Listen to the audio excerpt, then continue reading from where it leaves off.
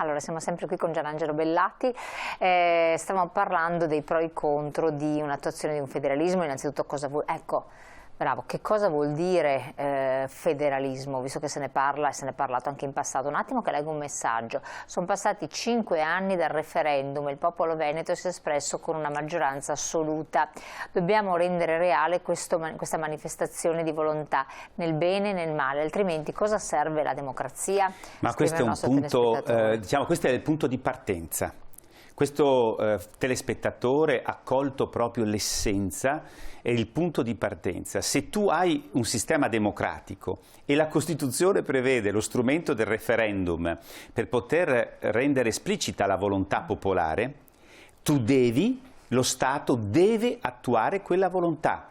Quando poi si scopre che oltre che lo strumento è lo strumento costituzionale previsto dalla democrazia del referendum e vince alla stragrande maggioranza coloro che vogliono un sì al federalismo, lo Stato deve attuare, anche perché c'è una base giuridica del federalismo, sia nel titolo quinto come è stato rinovellato a inizi del 2000, ma anche nell'articolo 5, quello vecchio della Costituzione, subito post-guerra. Quella Costituzione prevede all'articolo 5 che ci sia l'unità dello Stato, ma che lo Stato sia diviso per autonomie.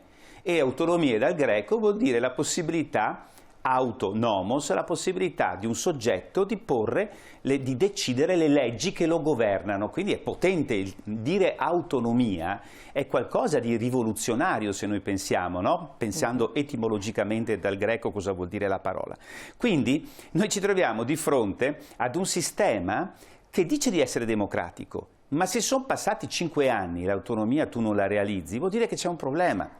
Ma infatti, come tante cose nel nostro paese, non è così semplice l'attuazione, al di là delle volontà politiche. Perché è un sistema forse che presenta dei vulnus dal punto di vista democratico, perché a un certo punto uno può dire sì, la declino in un modo piuttosto che in un altro, però questo sistema deve seguire la Costituzione, cioè tu non puoi non rispettare la Costituzione. La Costituzione è la norma base dell'ordinamento nel quale tu vivi, sul quale si fonda lo Stato, quindi deve essere rispettata.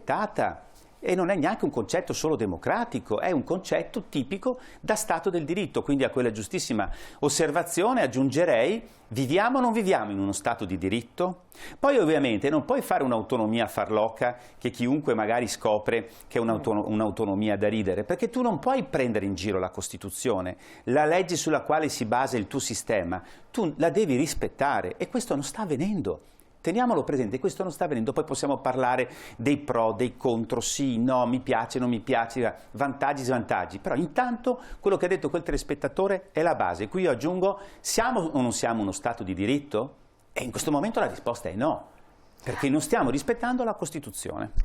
Autonomie in qualche modo ci sono, perché le regioni hanno delle materie in cui possono comunque muoversi autonomamente, esiste già adesso in qualche forma. Si vorrebbe una maggior forma di autonomia, un po' per riprendere i discorsi triti e ritriti, però proprio per semplificarli al massimo, ovvero che cosa si chiede? Si va a toccare la fine. Sono 23 le materie, non ne parliamo delle funzioni di cui si chiede.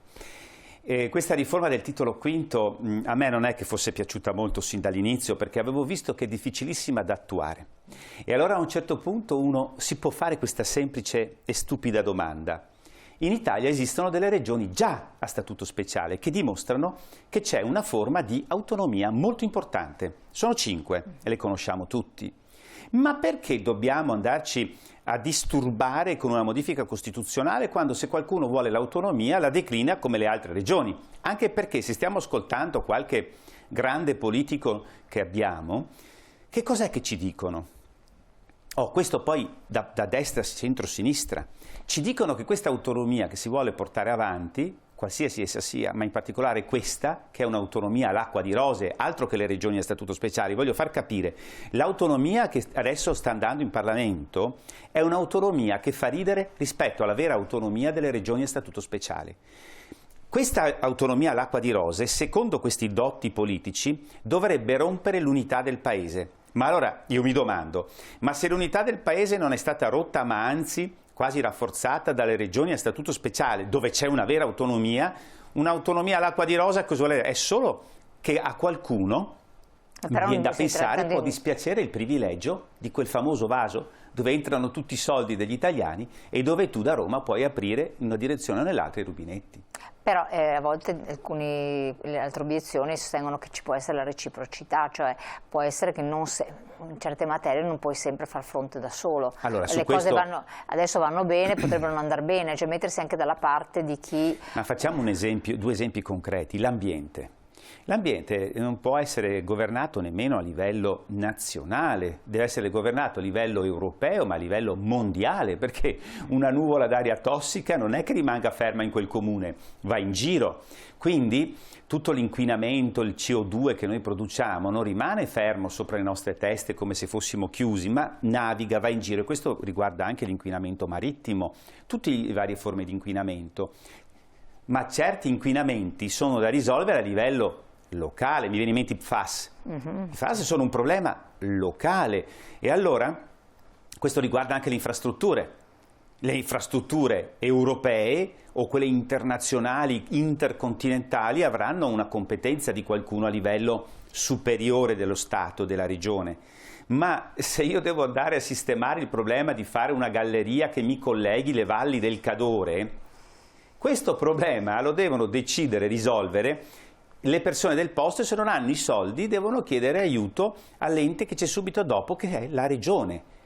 Cosa occorre per una roba di questo andare a disturbare il livello nazionale, europeo? Esatto, però la regione potrebbe metterti delle tassazioni regionali talmente alta che rende anche allora e invece lo Stato quando fa i finanziamenti... Qui allora andiamo a parlare delle risorse.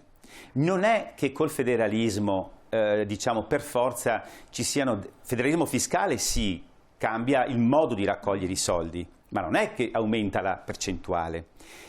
E così vale anche per il federalismo non fiscale, cioè il trasferimento di competenze. Quello che si richiede non è il residuo fiscale. Sapete che cos'è il residuo fiscale? Quella parte di tasse che noi paghiamo sul nostro territorio e che vengono non spese sul nostro territorio, ma date ad altre regioni, che sono magari le regioni che evadono di più tasse. Attenzione, che questo dato sarebbe sempre da controllare. Ma non è che le tasse totali del Paese aumentano, anzi diminuiscono con un sano federalismo. E basta vedere per esempio la spesa sanitaria.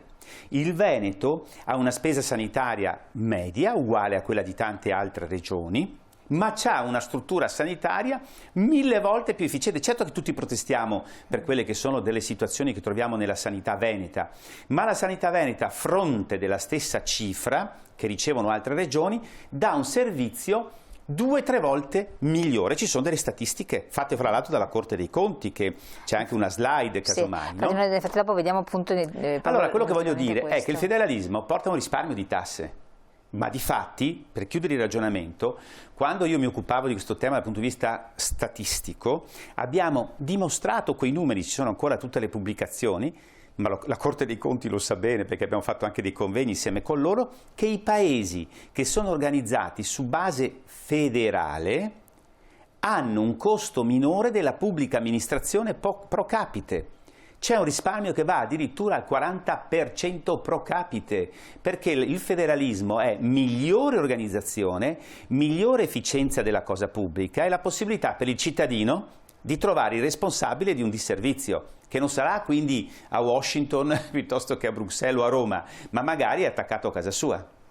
Cioè, quindi dice una maggiore efficienza di sistema. Relativamente a questo, appunto, ha portato un paio di slide, no, che possono essere utili per comprendere certe dinamiche, con la fonte appunto nota di aggiornamento al DEF, relazione sull'economia non osservata, sull'evasione fiscale contributiva, ed è quello che diceva lei, l'evasione fiscale. Vediamo la prima slide, ci spieghi un attimo cos'è questa situazione. Allora, questa slide qui è una slide che vuol far vedere dove ci sono il colore più rosso, c'è un livello di evasione fiscale accertato che è maggiore rispetto a quella di altre regioni che sono più chiare. Allora, se si fa a livello di economia non osservata, cioè di evasione fiscale, 12,6 in Italia, noi abbiamo il nord-est che è al 10,4 e il sud che è al 18,2. Questa qui è una fonte del documento di economia e finanza, però questa tabellina è la più clemente, perché ci sono delle tabelline fatte da Agenzia delle Entrate e da altri organismi di studio che portano il differenziale da 1 a 3. Alcune regioni, come quelle del nord-est, diciamo evadono l'1 su quanto guadagnano, altre il 3. Allora, siccome la riforma tutti parlano dei LEP, dei livelli di assistenza, allora comunque per liquidare questa cosa qui sostanzialmente risulta da questo documento ufficiale che si vedrebbe di meno in certe regioni tipo la Lombardia, il Trentino Alto Adige. Certo, ma questo è risaputo, è solo per dimostrare una cosa risaputa. Se si va a guardare per esempio la percentuale di IVA, che vuol dire quanto si compra, le percentuali diciamo di evasione salgono ancora di più nelle regioni più scure, sono quelle dove c'è anche molta criminalità organizzata. Teniamo conto di questi aspetti, perché non è una teoria, avete visto cosa è successo di recente a Napoli, sparatorie, mitra, eccetera. Quindi, non essendo una teoria... Però qui c'è la criminalità organizzata sommersa, cioè esiste anche sì, esattamente. No? Non è che quindi questa è una tabellina anche piuttosto, diciamo, che non va a toccare veramente, perché l'evasione è in realtà più alta di questa cifra del 12,6. Quindi questa è proprio la base di partenza per dire che cosa? Ma perché noi non contiamo anche l'evasione fiscale quando parliamo dei livelli essenziali di prestazioni, i LEP, quelli cosa che sono? No, i LEP sono i livelli essenziali di prestazione, i LEA i livelli essenziali per la sanità. Allora, si tratta di dire, siccome la Costituzione dice che tutti i cittadini italiani devono essere trattati nello stesso modo, ecco che allora bisogna che ci siano risorse che vengono inviate in modo dalle regioni più ricche a quelle più povere. Però noi assistiamo a qualcosa che è incredibile, cioè noi assistiamo che, non tenendo conto dell'evasione e della inefficienza della spesa pubblica, nelle regioni, quelle diciamo che avrebbero diritto ad ottenere dei fondi, noi abbiamo molti più soldi nel pubblico che nelle regioni settentrionali. Cioè è un assurdo, ma hanno più soldi e danno meno servizi. Allora ditemi voi, quando hanno pensato a questi LEP e a questi LEA, l'hanno fatto apposta, perché volevano bloccare qualsiasi tipo di riforma. Ecco perché noi diciamo andiamo sullo statuto speciale come le regioni 5 che già ci sono. Così non c'è più nessun problema di LEP, di LEA, si fa come gli altri. E magari se l'Italia fosse tutta a statuto speciale, vuoi vedere che magari saremmo più efficienti. Anche perché diciamo che ci sono altre regioni che hanno queste pretese di maggiore autonomia. Esatto. Anche l'Emilia Romagna va benino, tra esatto. l'altro. Allora, no, adesso devo per spiegare bene questo discorso dei LEP e dei LEA con un grafico anche che ce l'abbiamo, ce l'ha portato. Andiamo prima in pubblicità, così dopo abbiamo il tempo per poterlo far vedere, per spiegarlo e altro, tra poco.